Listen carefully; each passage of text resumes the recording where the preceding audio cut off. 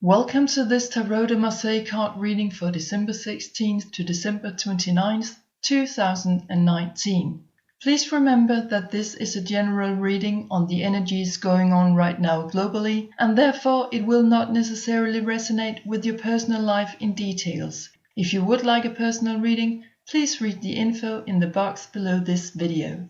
When energizing and shuffling my cards for this reading, the blue card fell out of the color deck, which is telling us to activate our healing powers in the next couple of weeks. So, I wanted to let you know this because the star people or spirit speaks to us all the time, and when you choose to focus on getting into a dialogue with them or it, you'll find that synchronicities, repeating events or signs start to turn up. And cards jumping out of my decks when preparing them for a reading is just one of many examples of this. So pay extra attention to things and to situations in your life that seem to be hit by a stroke of magic all of a sudden and out of the blue. Another thought that came up in my mind when prepping for this reading was, be the tree of life and don't even think negatively. Now the star people also drew my attention to one of the most famous Christmas songs where we sing, "Joy to the world, the King is born," etc.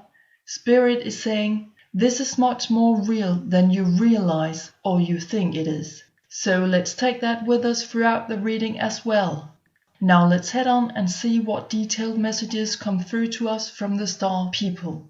The first card to show up is card number 10, the Wheel of Fortune, showing us the cycles in life and of time, speaking of changes in both small and overall patterns, and to me it has always shown itself as the card of destiny and crossroads. With 5 of Swords coming in, it seems as if we are at a time of crossroads, a paradigm shift when it comes to the mental realm, where we seem to occupy ourselves with remorse, guilt, blame, bitterness, and perhaps even to some degree self-destructive thinking. So, things are changing for us, otherwise we wouldn't react like this, as we have talked about before, cause and effect.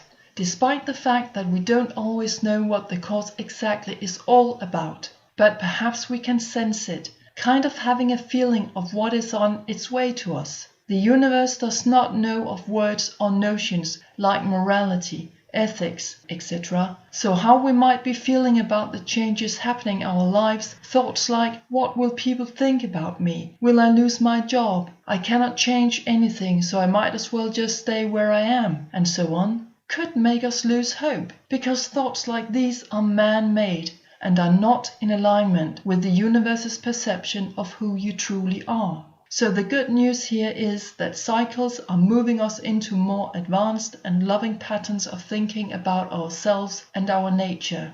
Another reason of this somewhat negative direction mentally could be that people are beginning to see the true pattern of politics, economics, etc., which has held us back in using our full potential as the human beings we are. We see what patterns of belief we have been forced into, and now this seems to be changing on a karmic level. And this is what's going on in the world right now. People have had enough and are showing their frustration about the truth and perhaps about the lack of care from the politicians in question. People will not be part of that kind of unhealthy historical cycle of thinking and perceiving no more.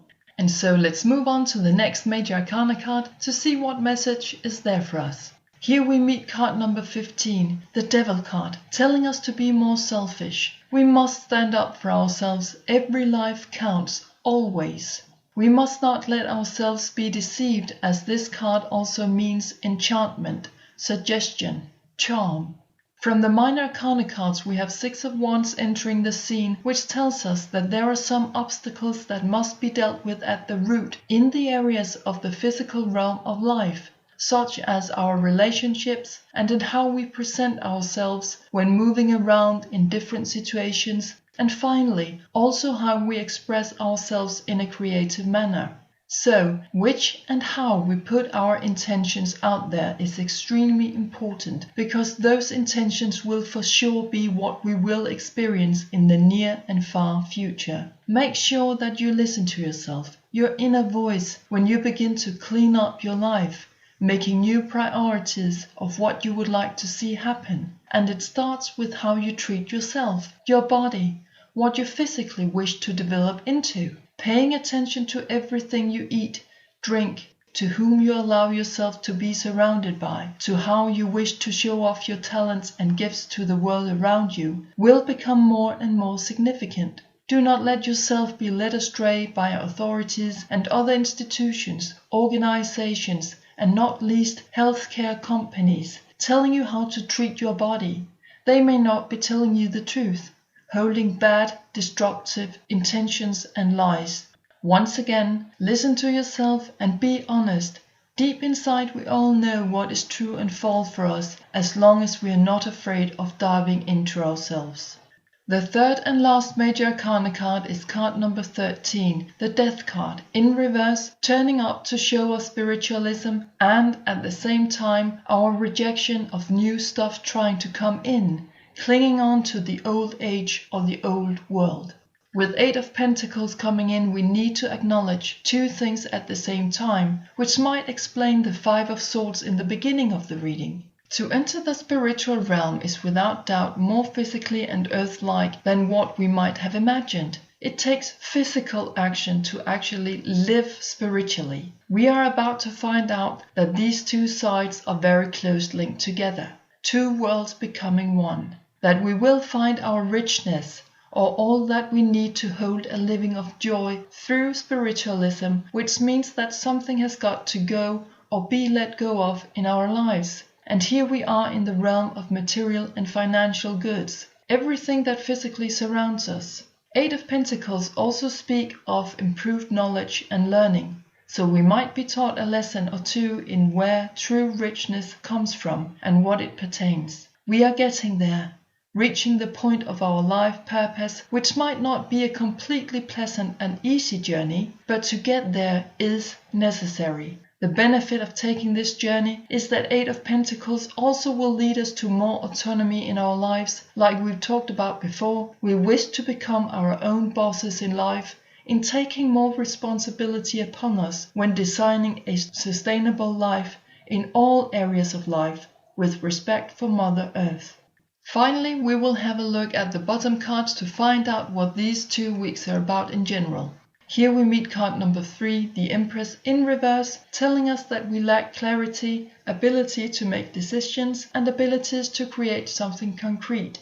From the minor arcana cards we find 8 of Chalices, and so read together, these 2 cards tell us that we have not yet matured enough to have an overview of what it is exactly we wish to put into motion through the use of our, and perhaps for many newfound, spirituality, sensitivity, and psychic abilities.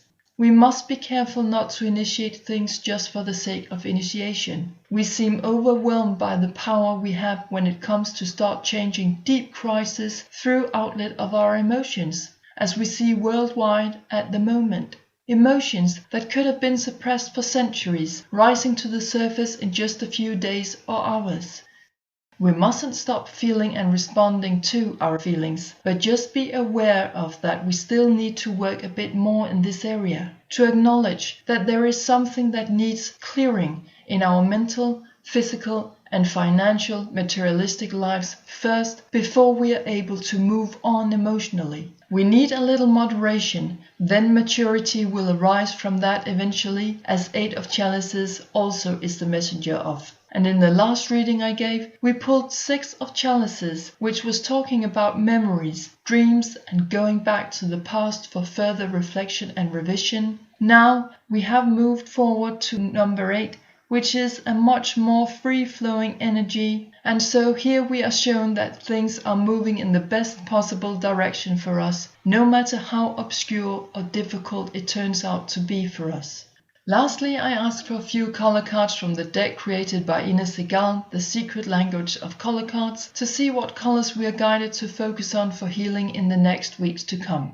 The first color card to come out is green. Revitalize your nervous system in relation to the first 3 major arcanas and their minors. Green refers to the heart chakra, so when we are passing through these 3 areas of life, the mental, physical, and materialistic ones, we must pay attention to how we react in different situations and how we respond to other people, as we could get an overload of impressions which could affect our nervous system to a degree where we cannot seem to see clearly what is going on. We have many things to juggle at the moment, and we must remember to give ourselves a bit of rest from time to time, not necessarily through sleep, but perhaps through meditation, being in nature, enjoying a good cup of tea and so on, and perhaps not always in the presence of others.